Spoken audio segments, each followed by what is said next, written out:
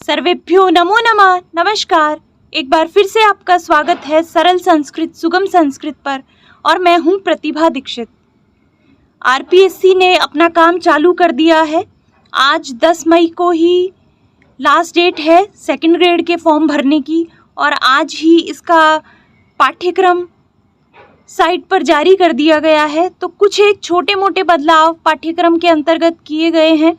ये बात हम पहले ही कर चुके हैं। मैंने आपको बताया था कि ऐसा कोई मेजर बदलाव कभी भी पाठ्यक्रम में नहीं होता, एक दो छोटे मोटे परिवर्तन किए जाते हैं।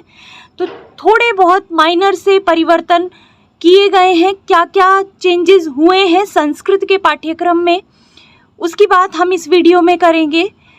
लेकिन उससे पहले अगर आप हमारे साथ जुड़े हुए नहीं हैं तो ये सूचना आपके लिए है कि सरल संस्कृत सुगम संस्कृत चैनल पर पाठ्यक्रम के अनुसार एक एक टॉपिक के अनुसार हम डिटेल में सेकंड ग्रेड का सिलेबस पढ़ चुके हैं। सभी कक्षाएं सेकंड ग्रेड से संबंधित चैनल पर उपलब्ध हैं।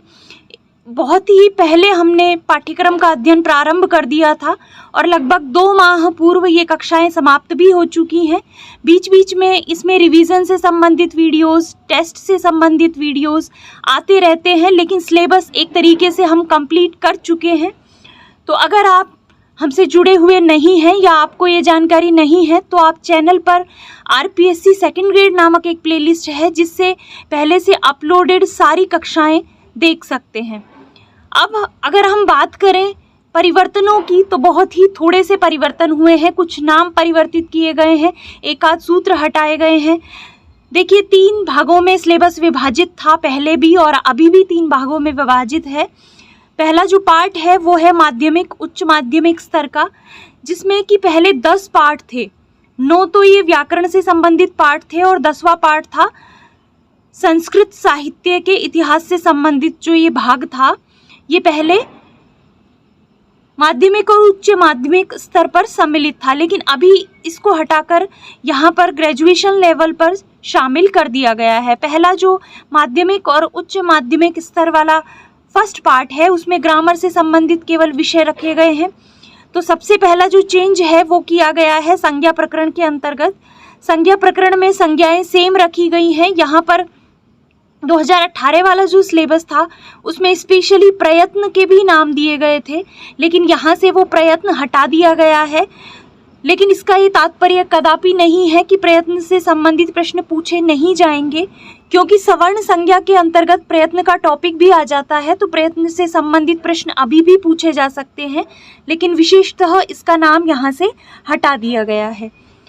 संधियों के सूत्रों में संधियों में किसी प्रकार का कोई परिवर्तन नहीं किया गया, ये सेम है, सारे सूत्र यथावत रखे गए हैं। समास के अंतर्गत भी सारा जो विषय है वो 2018 के अनुरूप ही यथावत रखा गया है, कोई भी परिवर्तन नहीं है। प्रत्यय भी सेम है, प्रत्यय में भी कोई परिवर्तन नहीं है, सारे वही प्रत्यय हैं। शब्द रूपों के अंतर्गत थोड़ा सा परिवर्तन किया गया है। एक तो पुल्लिंग में पहले सखी शब्द भी सम्मिलित था, अब सखी को यहाँ से हटा दिया गया है, अर्थात विषय आपके लिए कम कर दिया गया है। आत्मन शब्द यहाँ से हटा दिया गया है और राजन को जोड़ा गया है। तो यहाँ से 2 सखी और आत्मन ये 2 शब्द हटाए गए हैं पुल्लिंग से और राजन को जोड़ा गया है। स्त्रीलिंग में स्त्री शब्द के रूप पहले सिलेबस में थे तो उस स्त्री शब्द को यहाँ से हटा दिया गया है। नपुंसक लिंग में जगत शब्द को हटा दिया गया है और सर्वनाम शब्दों के अंतर्गत अस्मद, युष्मद, तत् और इदम इनको रखा गया है। यहाँ से भी सर्व शब्द को हटा दिया गया है, जो सर्व के सर्वनाम में रूप चलते हैं उनको हटा दिया गया है। तो कुल मिलाकर शब्द रूप में आपके लिए शब्द रूप कम कर दिए गए हैं। धातु रूपों के अंतर्गत यहाँ पर देखिए इन्होंने थोड़ा सा अलग अलग इसको कर दिया है, व्यवस्थित कर दिया है। पहले सारी धातुएं साथ दी गई थी, अभी इन्होंने परस्मैपदी और आत्मनेपदी को अलग अलग कर दिया है। तो आपके लिए ये आसानी हो गई है कि इन धातुओं के रूप आपको, हालांकि ये परस्मैपदी ही हैं तो इनके रूप परस्मैपद में ही चलेंगे और 2 धातुएं केवल आत्मनेपदी की रखी गई हैं, लब और सेव, और 5 लकारों में ही आपको इनके रूप याद करने हैं। तो धातुओं के अंतर्गत पहले 25 धातुएं कुल सम्मिलित थी, अब 21 धातुएं रखी गई हैं। जो नई जोड़ी गई है वो है पठ, स्था और अस धातु। तो पठ, स्था और अस, ये 3 नई धातुएं जोड़ी गई हैं और जो हटाई गई हैं वो है इश, त्यज, वृत्त, श्रु, जन, चुर और कथ। तो आपके पास अगर पहले वाला सिलेबस है तो आप उस सिलेबस में इन धातुओं को कट कर दें और उनके साथ पठ, स्था और अस, ये 3 धातुएं जोड़ लें। तो 25 नहीं, अब आपको केवल 21 धातुएं याद करनी है। तो ये धातु के अंतर्गत परिवर्तन किया गया है। अव्यय पदों में नाम मात्र का परिवर्तन है। अव्यय के अंतर्गत पहले 21 अव्यय थे आपके सिलेबस में, अब 18 रखे गए हैं।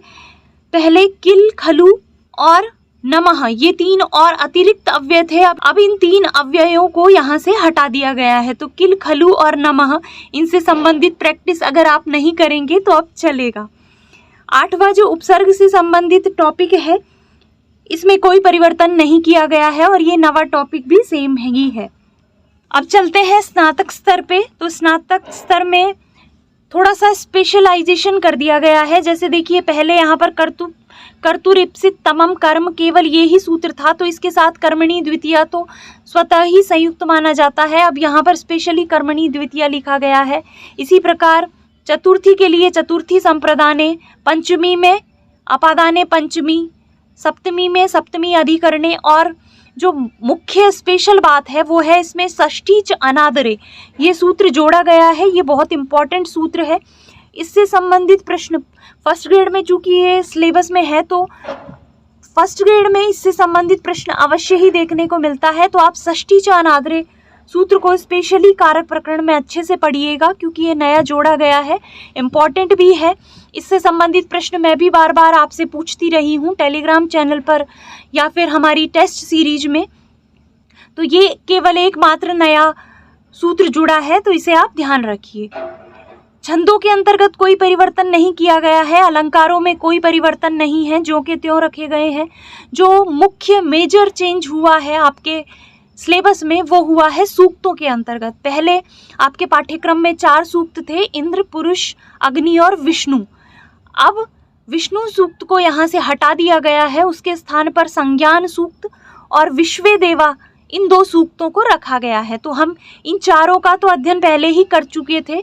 अब हम इन 2 और सूक्तों को अतिरिक्त पढ़ लेंगे। तो आप बिल्कुल निश्चिंत रहिए, संस्कृत के विषय में आपको तनिक मात्र भी चिंता करने की आवश्यकता नहीं है।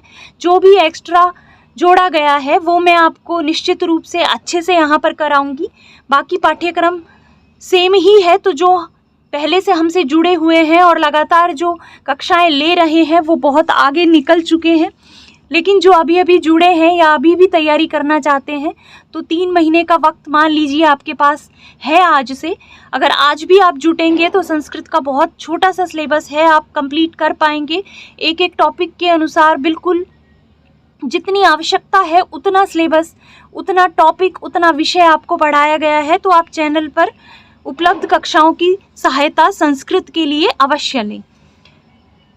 आगे बात करें, श्रीमद् भगवद गीता जो कि त्यों रखी गई है, ईशोपनिषद जो कि त्यों रखी गई है। 5वां जो टॉपिक था यहाँ पर भारतीय संस्कृति से संबंधित, उसमें भी कोई परिवर्तन नहीं किया गया है। पहले के जैसे ही इसमें 4 टॉपिक्स रखे गए हैं। ये जो संस्कृत साहित्य के इतिहास से संबंधित प्रश्न हैं, ये पहले माध्यमिक स्तर पर थे, अब इनको ग्रेजुएशन लेवल पर जोड़ा गया है। पहले जो ग्रेजुएशन लेवल के जो अंक विभाजन था वो था कि माध्यमिक और उच्च माध्यमिक स्तर के जो प्रश्न थे वो 180 अंक के थे। ग्रेजुएशन लेवल का जो मैटर है वो 80 अंक का था 2018 तक, और शिक्षण विधियां थी 40 अंक की। अब हालांकि इन्होंने यहाँ पर अंक नहीं दिए हैं कि कितने अंक का क्या है, बस परिवर्तन ये है कि इस संस्कृत साहित्य के इतिहास को इन्होंने ग्रेजुएशन लेवल के साथ रखा है। और जो अंतिम भाग है शिक्षण विधियों से संबंधित, उसमें कोई परिवर्तन नहीं है। ये जो तीसरा टॉपिक है अध्यापन कौशल संबंधा प्रश्न, इसमें केवल नाम बदल दिए गए हैं, नाम बदल कर लिखे गए हैं, बाकी परिवर्तन कोई नहीं है, सेम टू सेम है सारे टॉपिक। तो हम इन सभी को पढ़ चुके हैं, इसलिए संस्कृत में कोई भी संकट नहीं है। केवल सूक्त हैं 2 जो अलग जोड़े गए हैं, तो इनको हम जल्द ही पढ़ लेंगे। तो आप अगर आप पहले से पढ़ चुके हैं तो आप रिवीजन में लग जाइए, क्योंकि अब एग्ज़ाम होने में समय नहीं बचा है। ये आप पक्की बात मान लीजिए, 3 महीने के बाद कभी भी आपका एग्ज़ाम हो सकता है, क्योंकि सिलेबस आने के 3 महीने के बाद कोर्ट ने भी ये माना है कि 3 महीने का समय पर्याप्त होता है तैयारी के लिए। तो 3 महीने आपके पास बचे हैं, ये मानकर आप बिल्कुल तैयारी में लग जाइए, जुट जाइए। और अगर आप संस्कृत भाषा से तैयारी कर रहे हैं, आपको कोई परेशानी है, तो आप मुझे कमेंट कर सकते हैं। चैनल को अगर आपने अभी तक सब्सक्राइब नहीं किया है तो आप सब्सक्राइब कर लीजिए, बेल आइकन को भी दबा दीजिए, जिससे आगे जो भी वीडियोस अपलोड हों आपको उसके नोटिफिकेशन मिल सकें। इसके अतिरिक्त जो टेलीग्राम चैनल है सरल संस्कृत सुगम संस्कृत का, वो भी आप ज्वाइन कर लीजिए, क्योंकि छोटी छोटी सूचनाएं वहाँ पर अपडेट होती रहती हैं। इसके अतिरिक्त जो PDFs हैं वो भी वहाँ पर अपलोड होती हैं। तो उसके लिए टेलीग्राम चैनल का लिंक और जितनी भी प्लेलिस्ट हैं उन सभी का लिंक डिस्क्रिप्शन बॉक्स में दिया गया है, आप वहाँ से देख सकते हैं। तो इस वीडियो को यहीं पे समाप्त करते हैं, मिलेंगे नेक्स्ट वीडियो में, तब तक के लिए धन्यवाद।